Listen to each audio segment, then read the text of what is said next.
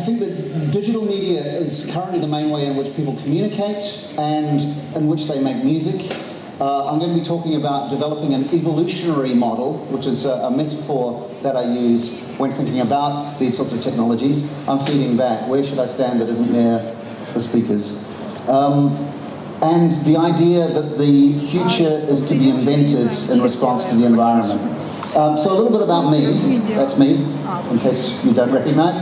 I am the director of an event called Music Tech Fest, which happens all over the world. I'm the professor of music industry innovation at Birmingham City University in the UK. I'm an advisor to Bandcamp, and I do a lot of these sorts of things, presenting at conferences. For instance, I'm going to be the moderator for the Amsterdam Dance Event conference day there, and so I'll be doing all the interviewing and talking to people. I'm interested in independent music. That's a really big thing for me. I'm interested in music as a tool for social change, the nature of innovation. I think I call HMI, or human music interaction, which is a field that we've developed that I'll talk a little bit about shortly. But I'm also from radio. My background is radio. I'm a radio presenter, I'm a radio producer, and I wrote a book recently called Radio in the Digital Age. But I'm lots of other things. I'm a DJ, I'm a record producer, I'm a blogger, I'm a parent, all sorts of things. But mostly I talk about the intersection of music and technology and how we can make sense of that. So Music Tech Fest, a little bit about that. Music Tech Fest is the festival of music ideas, and I'm not the founder of Music Tech Fest. The founder of Music Tech Fest is sitting over there. But I went to the second one in London in 2013, and I pretty much never went home, and now I'm the director. But it's a festival of music ideas. It's where people come and they showcase and demonstrate and share new ideas in music technology and music industry and music arts and performance and so on. But also it runs a hackathon where people make new things. And I think that's a really interesting thing. For somebody like me who's really kind of I'm not a programmer, I'm not somebody who can build something with electronics, but I actually ended up sitting in the hack camp, ended up making a hack with some other people and won a hack challenge and kind of got the bug a little bit about how music technologies can be invented and developed if we understand the environment in which they're situated. And so Music Tech Fest is mostly about starting things that have a life beyond the festival. So these new ideas are not just kind of performed and showcased, it's also a place where collaborations form, it's a place where new ideas are tested, new art forms, new performances, new research, all those sorts of things come out of it. And on the research front, when we did Music Tech Fest in Boston in March last year, 2014, we were at Microsoft Research, which is on the MIT campus in Cambridge, Massachusetts, which is kind of across the river from Boston. We called it MTF Boston, but it was actually just outside Boston. But some of the top academics in the field brought a whole lot of other top academics in the field, right across all sorts of disciplines, to talk about what could the future of music technology research be. And from that has come a manifesto for the future of music industry technology, for the future of research of music technology, but also now a research network, which is interdisciplinary and it's international, and it's a bunch of people who come together to talk about these things. But the great thing about having an academic symposium at a music technology festival is you do the symposium on the Monday, but you invite the academics to arrive on the Friday, so they come through the whole festival and they get to experience some of the new ideas, they get to interact with them, and then they get to think about them and talk about them and hopefully start new research projects that come out of that. So the MTF Research Network has come out of that, and that's developed a new field of research that we've called HMI, Human Music Interaction. Now, the idea of HMI is that it is interdisciplinary, so it's about medical researchers who are interested in how music and technology can help people get well in all sorts of different ways. It's about research into music culture, it's about research into musicology, it's about research into computer music science, and all of those things in the same room together. But interdisciplinarity is not in itself a field of research. I'm going to read you a little phrase about what human music interaction is. It investigates the notion that music is a human activity that operates at the point of connection with technologies, and that those technologies are themselves human creations. Marshall McLuhan said, we shape our tools and they in turn shape us, and people tend to read quite a little bit of technological determinism into that line, but they're overlooking the first part of that provocation, which is we shape our tools, we shape them. So I've been asked, in fact I get asked a lot to come and talk about things, to give my advice for the music industry. I consult the music industry, like I say, I'm an advisor to Bandcamp, but I tend not to give advice, at least not in the way that people want me to give advice. I don't tell people how to make music, and I'm not going to tell you how to run your music business. My advice is about how to think about the context in which you do those things. So that context is what's of interest to me. So the first thing is music is culture. And this is kind of where I come from. I'm at Birmingham City University, and Birmingham is the home of cultural studies. There's a guy called Raymond Williams who said culture is ordinary, which I think is a really interesting and important thing to say. But culture is also contextual. It's what people say, make, and do, but it's also the environment within which they do that informs that culture. I'm less interested, even though my title is Professor of Music Industry Innovation, I'm less interested in the economics of music. It's important, of course, but I kind of leave that more for other people to study, because I think economics is a subset of culture. If culture is what people say, make, and do, then the economic side of that is part of what people say, make, and do. But actually the bigger picture, I think, is more interesting to me, and how that fits into that ecosystem is really important. I work in a media department at the university that I'm at, and a lot of people ask, why would music industry be in a media department where you're teaching about radio, television, print, public relations, online, those sorts of things. And it comes down to a really simple process. I talk about television. If you think about a TV show, somebody has to write that, somebody has to point cameras and other technical equipment at the actors. There's a production section, it has to be distributed, it needs to be promoted, and then there are people who sit and watch it, the consumers. And that flow of composition, production, distribution, promotion, and consumption, that's not just true of radio and of television and of journalism, it's also true of how we operate in the music industry. So thinking about it as media is a really helpful thing to do. But also, when you're in that situation, when you're talking to TV people and radio people and PR people, suddenly you can talk about music radio and music television and music journalism and music promotion and those sorts of things as well. But music is also technology. You can't separate music and technology. All music is technology. From stretched animal skins right through to EEG brain scans, generating data which create new musical processes. Music happens always at the intersection between culture and technology. And I would say everything, not just music, happens at the intersection of technology and culture, because it's about human beings communicating with each other and finding new and interesting ways to do that, because that's what we do, that's what we're programmed for, essentially. So the interesting question is, what is music for? Incidentally, these pictures that I'm showing are not necessarily always illustrative of the question that I'm asking. They're all photos that I've taken at the Music Tech Fest to give you an idea of what happens and how these ideas permeate that environment. But I'm really interested in taking things back to first principles. Why do we make music? What's it for? What's copyright for? To what end do we make these decisions and these processes and have these agreements about how we should act and how we should behave in this area? And I would make the point that music is more, obviously, than just a product.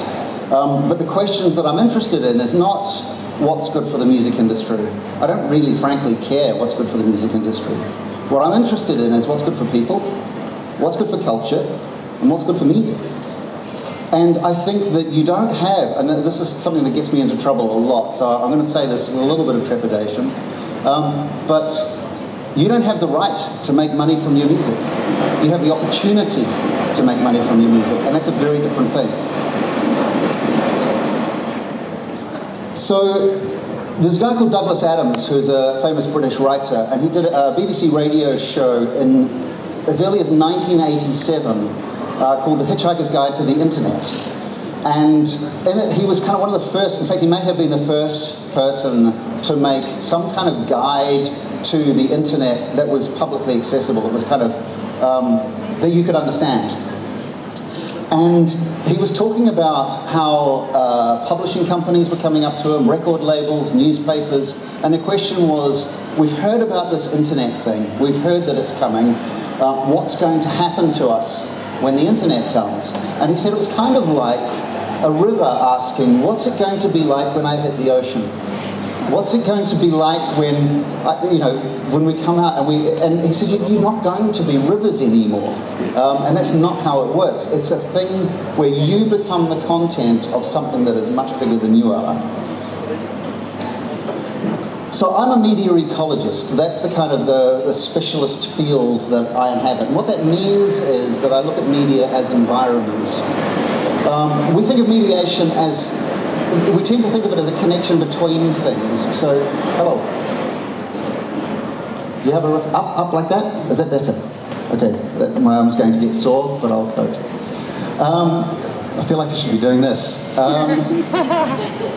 So we think of media typically as like mediation being the thing in between you and me. So if I have a message, it is mediated and then it gets to you.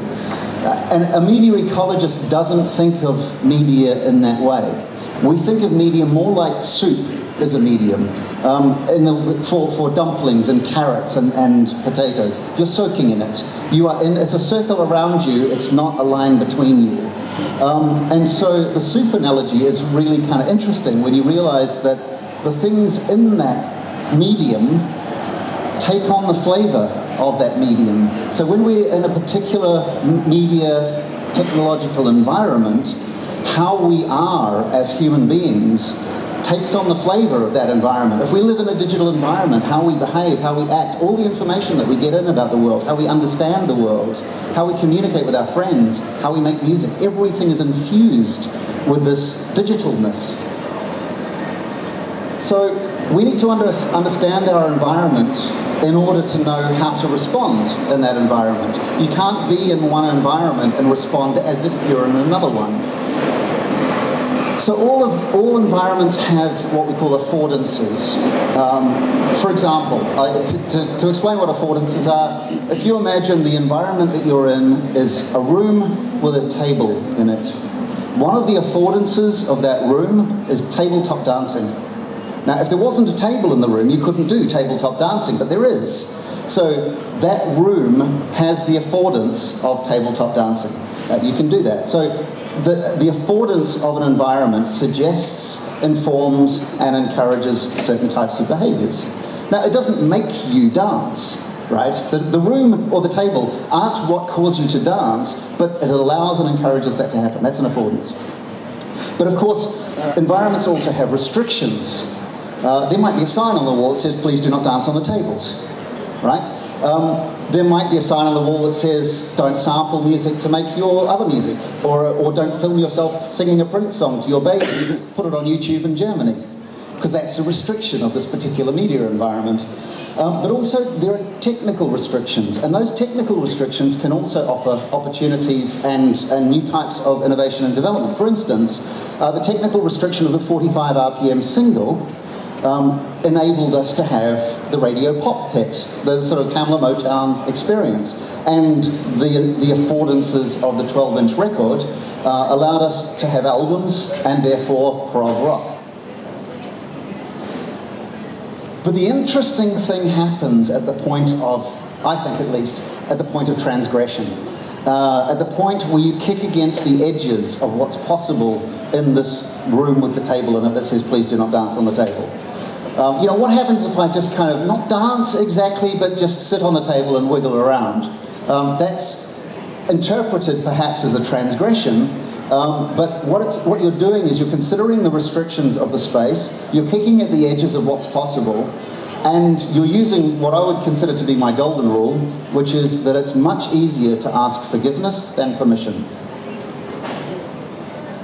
Now, I'm also interested in the idea of techne, which is this Greek word, which they use today to mean essentially art. All art is techne. But The original meaning of the word in Greek was about this derivation of technologies and techniques. Not just what we use, but how we use those things. Both and all of those things are important. It's kind of about a holistic approach to navigating the media space, like learning to drive, for instance. So when you learn to drive, you need to learn to put your foot on this pedal and look out that window and look in the mirror and indicate and pull out and change gear. And it's this lever, this button, and the technology is right in front of you. You can't avoid it because you have to think about it all the time. But once you've become immersed in the environment and you know how to drive and it becomes second nature, then you don't get in the car and put your foot on the clutch and indicate and so on. You just drive to your friend's house. And so that becomes that kind of an invisible technology. You become proficient and immersed in that technology because you have a deep understanding of it. So, which brings me to the central part of what I think about music, and I think about media, and I think about media environments. There have been 5 ages of media in history, in human history. The first of these is the oral age, where the main way in which we communicated with each other, the main way in which we did anything, and including making music, was through speech. And in that era we had minstrels and troubadours. They would turn up, they would sing songs, they would travel, they would, that was the music industry, essentially. And then we learned about writing, and we went into the scribal age. And that became the dominant way in which people communicated. That we could record things for all time. You couldn't ask questions of the storyteller anymore because it is written was what it became about. And so how we think about information, how we think about understanding of the world, our relationship with that changed, and we became different as a result of it. And in that environment, you had literate musicians and composers who would go and work for the king or the prince and perform at their high society ball. And there was patronage, was the idea behind that. And then we learned how to industrialize that writing. We turned writing into print. And the third media age is the print age. It was about dots on paper, but it was about widespread literacy. Everybody could have their own relationship with a piece of information, with a text. They could sit down. It sort of invented privacy. It invented linear thinking. It invented certain types of logic because of the way that we interacted with the information we were provided. So the industrialization of music brought publishing, and that brought, you could go into a music store, buy some dots on paper, take it home and play it badly in the parlor. So you were still making the music, but this was mass-produced music at this point. And you can kind of see where this is going. Incidentally, while this is happening, time is speeding up. In the sense that the oral age probably went on for about, let's say, 10,000 years of human history. The scribal age, about 5,000 years of human history. The print age, around about 1,000 years of human history. And then we get into the electric age, where we started broadcasting, and we started having recordings, and those became the main way in which we communicated. Recordings and broadcasting, that was the fourth media age, the electric media age. It gave us records, it gave us radio shows, it gave us all these sorts of things, and that became the dominant media for how we get our information about the world. We could all watch the moon landings together, right across the world. And then, quite recently, in the last 30 years, we get the digital age. And the digital age is different again. It's as different from the age of recordings and broadcasting was to the print era as it is to the records and broadcasting. We think we're in an era of recordings, and we're not. We kind of lose sight of that. Marshall McLuhan had this really useful analogy of driving into the future but looking in the rearview mirror. We understand contemporary technologies in terms of their predecessors. Right? So we think we're listening to internet radio. We think we're reading an online newspaper. That's not a radio, that's not a newspaper, that's the internet, and that's a different thing.